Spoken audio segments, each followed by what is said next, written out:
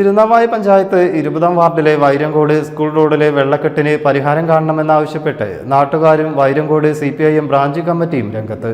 പ്രശ്നത്തിന് ശാശ്വത പരിഹാരം കണ്ടില്ലെങ്കിൽ സമരവുമായി ഇറങ്ങുമെന്ന് നാട്ടുകാർ പറഞ്ഞു.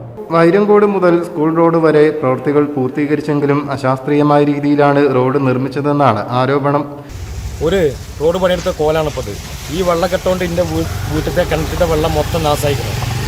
ഒരു മഴ, ഈ ചെറിയൊരു മഴ പെയ്തപ്പോഴാണ് ഇത്രയും വെള്ളം എൻ്റെ വീട്ടിൽ വന്ന് കയറിയത്.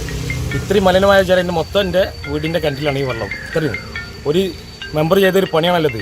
MLA ഫണ്ട് ഉപയോഗിച്ചിട്ട് ചെയ്തൊരു റോഡ് പണിയാണിത്. പിള്ളേർക്ക് നടക്കാനും വേണ്ടിയിട്ടുള്ളൊരു ഉപകാരത്തിന് വേണ്ടി ചെയ്തൊരു പണിയാണ് ഈ റോഡ് ഇത്രയും വെള്ളം കെട്ടി കിടക്കുന്നത്.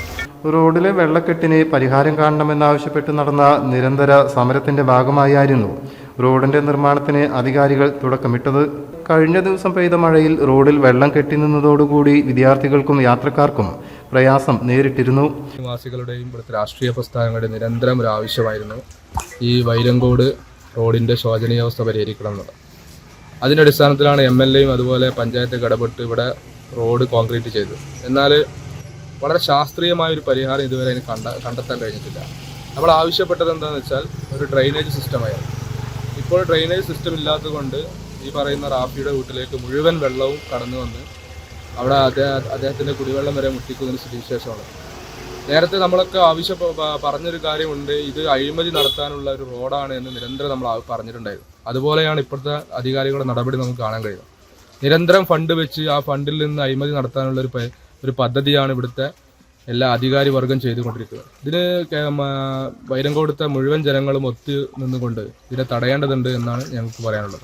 പ്രശ്നത്തിന് ശാശ്വത പരിഹാരം കണ്ടില്ലെങ്കിൽ ശക്തമായ സമരവുമായി മുന്നോട്ട് പോകുമെന്ന് നാട്ടുകാർ പറഞ്ഞു.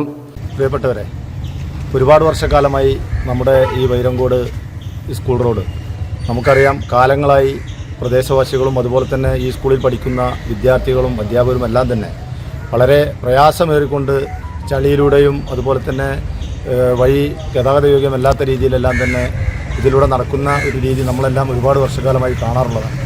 അതിന് പരിഹാരം എന്നോണം നമ്മൾ ഒരുപാട് തവണ DYFIയുടെ നേതൃത്വത്തിലും അതുപോലെ തന്നെ CPIM പാർട്ടി എന്ന നേതൃത്വത്തിലും നമ്മൾ അതിൻ്റെ പ്രതിഷേധങ്ങളും കാര്യങ്ങളെല്ലാം ഇവിടെ സമരങ്ങൾ നടത്തിയതാണ്.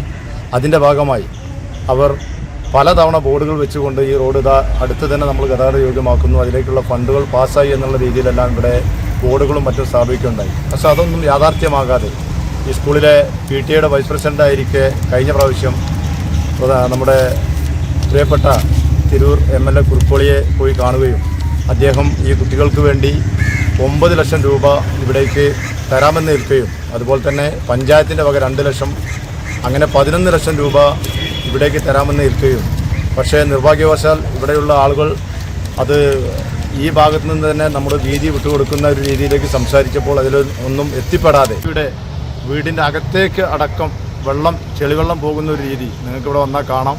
ഈ രീതിയിലേക്ക് അന്നേ ഞങ്ങൾ പറഞ്ഞതാണ്, ഇത് ഇത്രയും വൈറ്റ് കൂട്ടിക്കൊണ്ട് ഇവിടെ കൊണ്ടുവന്ന് എത്തിച്ചു കഴിഞ്ഞാൽ ഇവിടെ നിന്ന് അങ്ങോട്ടുള്ള ആളുകളുടെ പ്രയാസം നമ്മൾ ഇവരെ ധരിപ്പിച്ചതാണ്. പക്ഷേ അന്ന് അവർ പറഞ്ഞു, ഈ പഞ്ചായത്തിലെ 8-ാം വാർഡിലെ തെരഞ്ഞെടുപ്പ് നടക്കുന്നതിനാൽ ഇപ്പോൾ നമുക്ക് ഫണ്ട് അനുവദിക്കാൻ കഴിയില്ല, അതുകൊണ്ട് തെരഞ്ഞെടുപ്പ് കഴിഞ്ഞ ഉടനെ തന്നെ ഇതിലേക്ക് ഫണ്ട് പാസ്സായിട്ടുണ്ട്, ആ ഫണ്ട് ഞങ്ങൾ തെരഞ്ഞെടുപ്പ് കഴിഞ്ഞ ഉടനെ തന്നെ ഇവിടെ യോഗ്യമാക്കാൻ വേണ്ടി പോവുകയാണെന്ന് നമ്മോട് പറഞ്ഞു. പക്ഷേ ഇന്നത്തെ അവസ്ഥ അതുകൊണ്ട് തന്നെ ഇതിന് അടിയന്തര ഒരു തീരുമാനം എത്രയും പെട്ടെന്ന് എടുത്തിട്ടില്ല എന്നുണ്ടെങ്കിൽ CPIMൻ്റെ നേതൃത്വത്തിൽ വലിയ പ്രതിഷേധവുമായി ഈ റോഡ് ബ്ലോക്കാക്കുന്ന രീതിയിലേക്ക് അടക്കമുള്ള പ്രവർത്തനവുമായിട്ട് മുന്നോട്ട് പോകുന്നതാണെന്ന് അധികാരികളെ അറിയിക്കുക. News bureau, Tirur.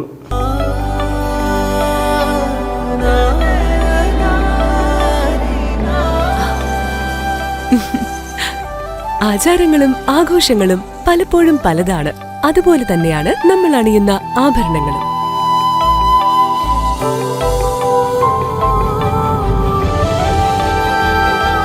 ജീവിതത്തിലെ ഓരോ നിമിഷങ്ങളും അവിസ്മരണീയമാക്കുന്നു Azad gold and diamonds. Azad gold and diamonds, Thazhepalam, Tirur.